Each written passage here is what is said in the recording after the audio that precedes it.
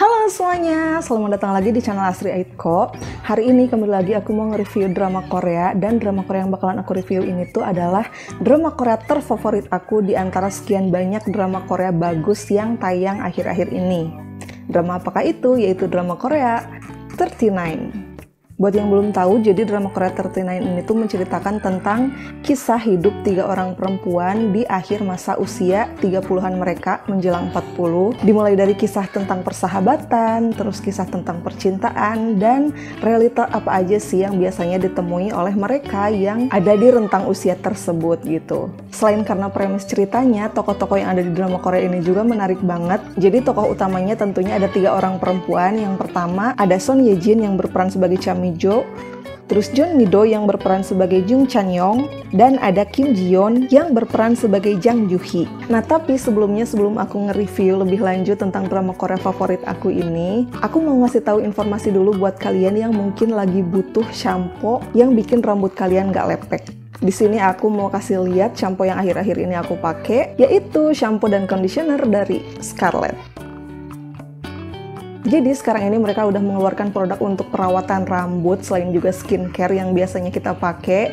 Nah buat rambutnya ini tuh ada shampoo dan conditioner. Ini tuh varian yang Jordanian Sea Salt Shampoo dan juga Jordanian Sea Salt Conditioner. Kalau first impression dari warna-warnanya aja ini udah Scarlett banget ya, yang langsung menarik perhatian mata gitu. Karena warna-warna yang dipilihnya itu biasanya mencolok dan menunjukkan karakteristik anak muda gitu. Dan kalau misalnya kamu juga udah punya produknya, kamu juga pasti nyadar selain dari warnanya, karakteristik Scarlett yang nampak banget dari shampoo maupun conditioner ini adalah wangi-wangiannya yang emang unik-unik banget. Dan ternyata yang shampoo ini tuh adalah wangi magnolia, terus yang conditioner adalah wangi bunga sedap malam. Unik banget kan? Terus sesuai namanya juga, kedua varian ini tuh di dalamnya ada kandungan sea saltnya, yang sea salt itu tuh punya fungsi buat menyerap minyak berlebih pada kulit kepala, terus juga membantu mengatasi penumpukan kotoran yang melekat di kulit kepala, terus membuka kutikel rambut sehingga perawatan selanjutnya akan bekerja lebih baik gitu. Jadi setelah kita pakai shampoo dan juga conditioner Jordanian Sea Salt dari Scarlett ini, selain bikin kulit kepala kita jadi lebih bersih, terus juga mengontrol kadar minyak yang berlebih, terus juga klaimnya itu tuh bisa menguatkan akar rambut, bisa memberikan volume pada rambut, dan juga mencegah rambut rontok dan bercabang. Nah kalau pengalaman aku pribadi setelah pakai shampoo dan conditionernya ini, pas pertama kali aku pakai, aku langsung menyadari bahwa shampoo-nya ini tuh bukan tipe shampoo yang mengeluarkan banyak busa gitu. Kalau kalian tahu ini tuh tipikal shampoo Korea yang pernah aku pakai juga yang untuk mengobati rambut rontok. Ada kalau nggak salah yang warna biru keungu-unguan gitu.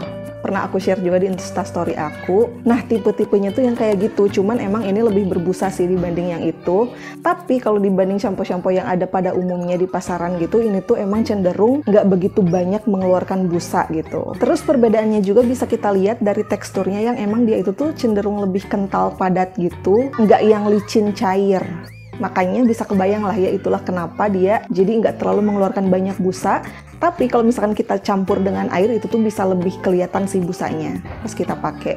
Nah terus kalau dibandingin sama yang ada di pasaran, si conditionernya pun beda sih kalau menurut aku. Dan aku suka banget sama si conditionernya ini, karena dia itu tuh bukan tipe conditioner yang licin, tapi tetap lembut gitu. Jadi pas diaplikasikan itu tuh, karena dia nggak licin, jadinya mudah dibilas. Dan sebenarnya kalau conditioner yang licin itu tuh kan agak tricky ya untuk membersihinnya, karena biasanya kan jadi ke punggung ikutan licin juga gitu, yang akhirnya bikin jadi si punggung itu berjerawat.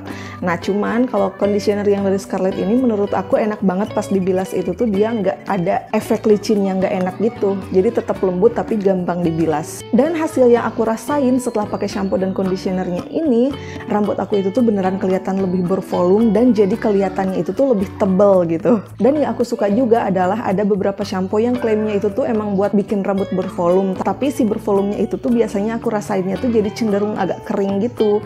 Nah kalau ini menurut aku nggak kering sama sekali sih di rambut aku hasilnya, jadi tetap bervolume, tetap kelihatan tebal, tapi sekaligus juga tetap lembut gitu. Dan hal lain yang aku suka juga dari shampoo dan conditioner Scarlett ini adalah wanginya itu tuh bener-bener tahan lama. Makanya cocok banget untuk kamu yang banyak beraktivitas di luar ruangan, apalagi misalkan kalau yang berhijab juga kayak aku, karena dia itu wangi banget, terus bikin rambut bervolume, bikin kelihatan lebih tebal, dan nggak bikin rambut cepet lepek. Jadi intinya meskipun sebenarnya aku kurang suka suka pas make si shampoo-nya, karena jujur aku lebih suka tipe shampoo yang mengeluarkan banyak busa gitu.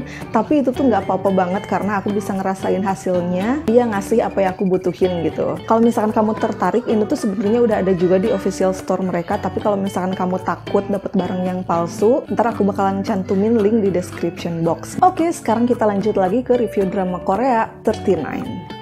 Jadi dari awal-awal episode pun sebenarnya aku udah ngerasa pas nonton drama Korea ini tuh langsung ngingetin aku sama drama Korea bimelodramatik yang sama-sama menceritakan tentang kehidupan persahabatan 3 orang perempuan gitu. Tapi si 39 ini tuh versi yang lebih energik gitu. Bisa kelihatan mulai dari kisah persahabatannya, terus juga karakteristik orang-orangnya, termasuk juga pace ceritanya yang emang lebih cepet gitu dibanding dengan bimelodramatik kalau yang aku rasain. Makanya dari awal ekspektasinya itu tuh udah langsung yang seneng-seneng gitu, terus gemes-gemesan, ketawa-ketawa, terus kalaupun misalkan ada konflik diselesaikannya itu dengan cara yang seru gitu. Tapi ternyata langsung tertipu. Karena ternyata drama Korea ini tuh bisa sangat menyedihkan banget.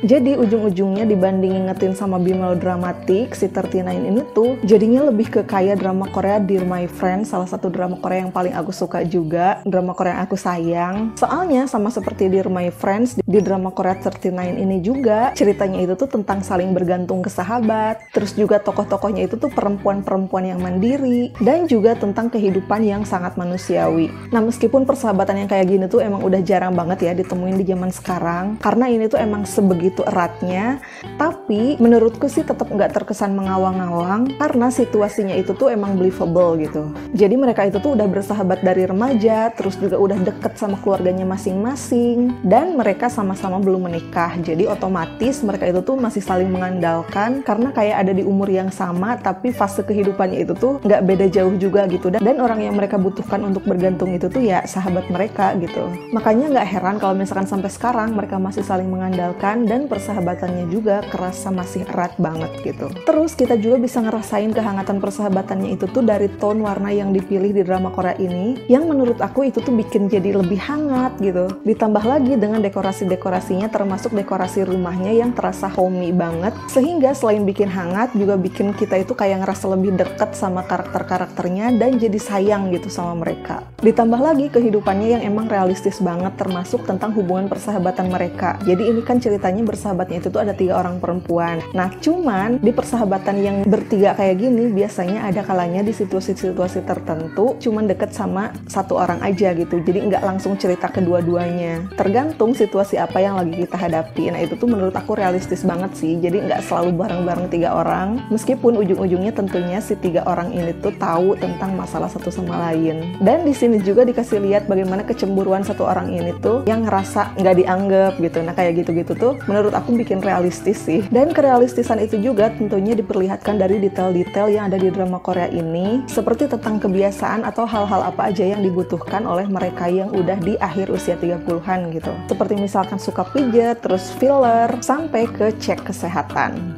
Terus di drama Korea 39 ini juga tentunya karena mereka semua kan belum menikah, jadi ada kisah-kisah tentang romansnya. Dan yang serunya adalah kisah cintanya itu tuh beda-beda, ada yang masih gemes-gemes, masih PDKT gitu. Terus ada juga kisah cinta dewasa yang rumit banget. Nah, menurut aku ini tetap believable juga, soalnya kalau misalkan kita tahu di Korea itu sekarang kan cowok-cowoknya pun banyak banget yang usia 40-an itu tuh belum menikah gitu. Jadi bukan duda, emang belum menikah aja. Jadi kisah cinta di usia 30-an yang gemes-gemes PDKT gini tuh masih wajar-wajar aja gitu terjadi di Korea. Makanya pas kita nonton drama Korea ini juga nggak ngerasa aneh sih, jadi masih tetap ikutan gemes gitu. Dan mungkin masih relate juga sih sama orang-orang di zaman sekarang. Terus yang aku suka juga dari drama Korea ini adalah perbedaan karakter dari tiap-tiap tokohnya. Dan karakter-karakternya itu tuh cukup kuat banget gitu, sehingga kita langsung bisa dengan mudah mengidentifikasi si ini karakternya kayak gimana, si ini kayak gimana gitu. Apalagi didukung sama perbedaan latar belakang kehidupan mereka, terutama tentang keluarga mereka masing-masing. Jadi sebenarnya mereka itu tuh ada yang dari panti asuhan, terus ada keluarga yang utuh, dan ada juga yang dibesarkan dikembangkan di keluarga yang single parent gitu. Dan di sini diperlihatkan bagaimana pengaruh kehidupan latar belakang keluarga tersebut terhadap tumbuh kembang mereka dan apa yang mereka rasakan sebenarnya yang dipengaruhi sama latar belakang keluarga tersebut, dan apakah masih berpengaruh meskipun mereka udah sedewasa ini gitu, udah mau usia 40. Terus di sini aku suka banget sama aktingnya Jun Mi-do sih. Sebelumnya kan udah jatuh cinta banget sama dia di Hospital Playlist, ditambah ada 3 Meals a Day yang ternyata karakternya itu tuh beda banget sama yang kita lihat di Hospital Playlist. Dan sekarang kita juga dikasih lihat lagi karakter yang berbeda dari Mi-do yang kayak tomboy-tomboy keren gitu. Terus setiap gerak-geriknya itu tuh bener-bener kelihatan natural banget. Apalagi ditambah aktingnya Son Ye Jin yang emang bagus dan bikin nangis banget. Dan terakhir yang paling penting juga, ini tuh tipikal drama Korea yang kita udah tahu ujungnya, tapi tetap prosesnya itu tuh bikin sakit hati banget. Cuman tenang aja, nggak sepanjang episode kita nangis-nangis, karena nontonnya itu tuh tetap menyenangkan, tetap ngerasa hangat, dan bikin terhibur banget gitu. Nah, karena tadi di awal juga aku bilang bahwa ini tuh adalah drama Korea terfavorit aku dibanding yang sedang tayang akhir-akhir ini, jadi aku ngasih nilai paling tinggi sih untuk drama Korea ini. Menurut aku 9 dari 10, karena aku sesuka itu sama drama Korea 39 ini. Nah, udah kayak gitu aja intinya aku merekomendasikan drama Korea ini untuk kamu tonton, dan jangan lupa juga share pengalaman kamu nonton drama Korea ini, apakah sama-sama nangis juga atau enggak. Oke, kayak gitu aja, sampai ketemu lagi di video aku yang lain. Dah.